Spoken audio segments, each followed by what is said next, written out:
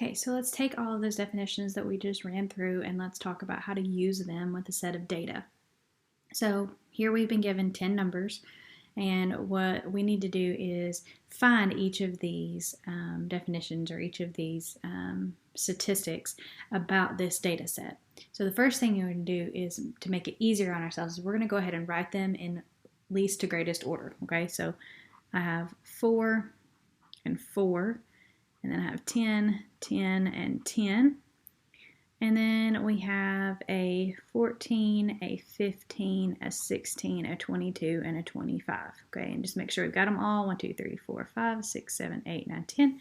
So you have our 10 values here. Okay, and so the first thing that we're going to do is we're going to look for our mean. Okay, and so if you remember from our definitions, mean is the average. So to find the average, we have to add all of these numbers together and then divide them by the number of values that we have. So we're going to use our calculator and we're just going to add these numbers together. Okay, so 4 plus 4 plus 10 plus 10 plus 10 plus 14 plus 15 plus 16 plus 22 plus 25. Okay, so that's all of the numbers. If you add them all together, we get a total of 130. And we are dividing it by the number of values that we have. So remember, we have 1, 2, 3, 4, 5, 6, 7, 8, 9, 10. So if we divide 130 by 10, we get 13. So our average here, the average number is 13. Okay. Then we look for the median number, the middle number. So if we were to split these in half, 1, 2, 3, 4, 5, 1, 2, 3, 4, 5, the halfway point is right here. Okay. There is no middle number. So to find the middle number, we need to take the average of the 2 on each side of the middle, okay? So we're going to do 10 plus 14, and we're going to divide it by 2, okay? So those two values. So we're going to take the average of these two numbers. So we have 28 divided by 2. 24 divided by 2 is 12. So our middle number here, even though 12 is not a value, the middle number is still 12 because that's the average of the 10 and 14, which are the two numbers closest to the middle, okay? Then we look for the most often occurring. So 25 is once, 22 occurs once, 16 occurs once, 15 is once, 14 is once. 10 occurs 3 times, and 4 occurs twice. So the number that occurs most often is going to be the number 10. Okay, so we found our mean, median, and mode. And those should be a pretty good review for you. What you may have struggles to remember are getting into the extremes and the quartiles. So lower extreme is our minimum number. Here's our minimum number, 4. Upper extreme is our maximum. Okay, so remember this one is minimum. This one is maximum. And our greatest number is 25. Okay.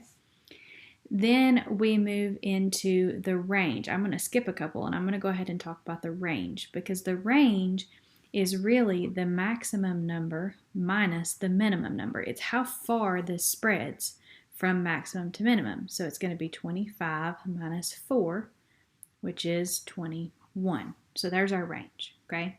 So now we're going to start talking about quartile. Okay, so when we found the median, what we did was we split this into 2 groups, a lower quartile and an upper quartile. So to find the lower quartile number, we are looking for the median, the middle number of the lower half. Well, here's the lower half, 4, 4, 10, 10, 10. And so the middle number is actually going to be right here. There isn't an average that we need to find because there is a middle number. We go into, and this is the middle number. So the lower quartile is going to be 10. Then we look at the upper quartile, which is going to be the median of the upper half. So here's the upper half numbers, 5 of them. We look for the middle number, and the middle number is 16. Okay, so that's where we found that. And now to find the interquartile, so remember this is quartile 1, this is 3. To find the interquartile range, all right, what we're going to do is subtract Q sub 1 from Q sub 3. So 16 minus 10 leaves us with a range of 6. And now those numbers are really going to get heavy in the statistics when we start talking about deviations and we start talking about a bell curve and things like that, which was not something we're really going to talk about in this class, but it's going to come in handy when you get further along in your math classes. But I just wanted you to see those numbers and how to find them. Okay, so there's your example with how to use each of those definitions that we just talked about in the last video.